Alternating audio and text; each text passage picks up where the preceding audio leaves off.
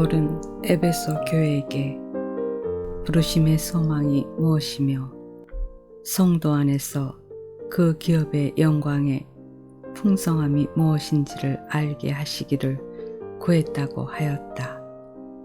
이것은 그 기업이 단지 땅이 아니라는 것이다. 당시로서는 땅이 모든 것이었다. 고추, 보리, 옥수수 등 모든 것이 나오니 얼마나 풍성한 기업인가. 이스라엘 백성들은 광야에서 40년 동안 메마른 땅을 지나오면서 만나와 메추라기만 먹었다. 매일 같은 음식을 먹었으니 질력이 났던 것이다. 그러던 차에 농사지을 땅에 이르렀을 때 그들은 얼마나 넉넉한 것을 보았겠는가. 땅에서 농사를 지어 모든 것을 얻으니 얼마나 풍성했겠는가. 이것이 기업의 풍성이다. 청교도들이 미국에 처음 도착했을 때 그 땅이 얼마나 광활하고 넓어 보였을까. 미국에 갔을 때 가장 부러운 것이 땅이었다. 우리는 땅이 부족해서 아우성인데 그곳은 어떻게 그렇게 땅이 많은지 놀리는 땅이 많았다. 우리가 지금 가지고 있는 돈만으로도 미국에서는 넓은 땅을 살 수 있다. 이스라엘 백성이 가나안 땅에 들어왔을 때 그 기쁨을 가졌을 것이다.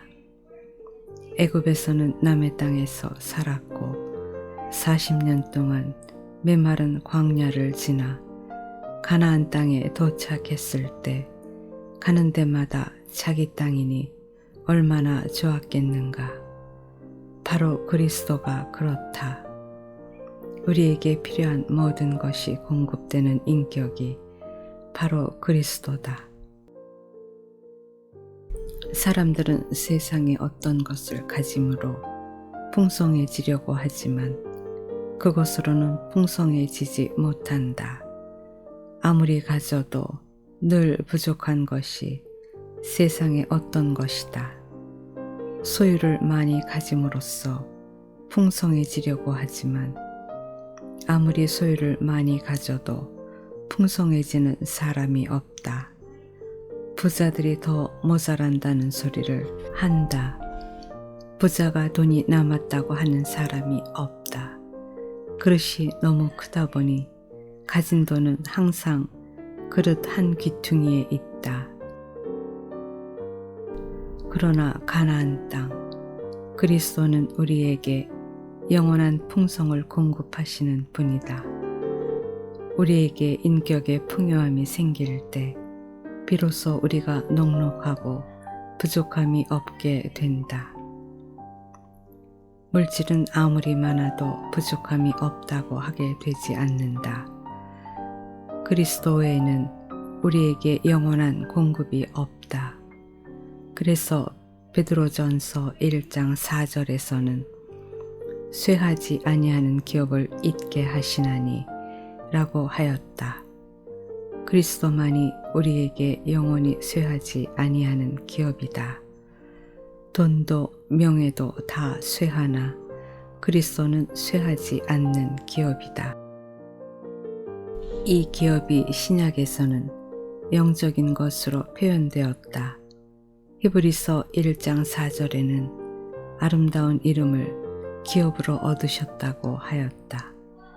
그리스도라는 이름, 하나님 아들이라는 이름은 아름다운 기업이다. 돈만이 기업이 아니고 땅만이 기업이 아니다. 기업이 처음에는 땅이 없는 사람들에게는 주어진 땅으로 표현되었지만 이제 신약에서 그 개념은 영적인 것, 실제적인 것이 되었다. 세상에서 가장 아름다운 이름은 아름다운 인격이다. 아름다운 인격은 기업이다. 무엇보다도 소중한 기업이다. 돈보다, 명예보다 소중한 기업이다.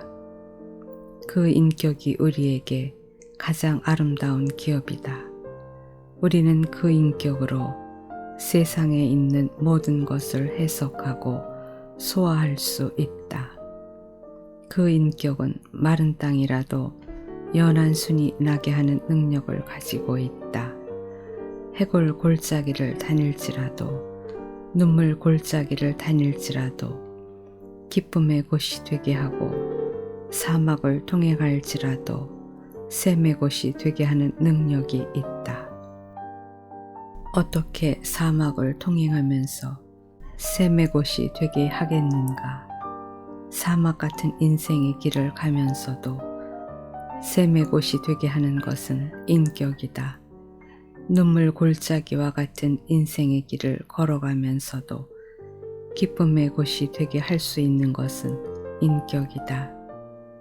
다른 것은 그렇게 할 수 없다. 눈물 골짜기를 지나가면서 돈이 기쁨이 되겠는가? 명예가 기쁨이 되겠는가? 아무것도 기쁨이 될 수 없다. 인격만이 거기서 기쁨의 곳을 만들어낸다. 그 마음에 시온의 대로가 있는 자는 복 있는 사람이다. 예수님은 아름다운 이름을 기업으로 얻으셨다. 그분은 재산도 없고 명예도 없다. 그럼에도 불구하고 그는 아름다운 이름, 아름다운 인격을 갖고 있다. 만유를 포함할 수 있는 인격이다.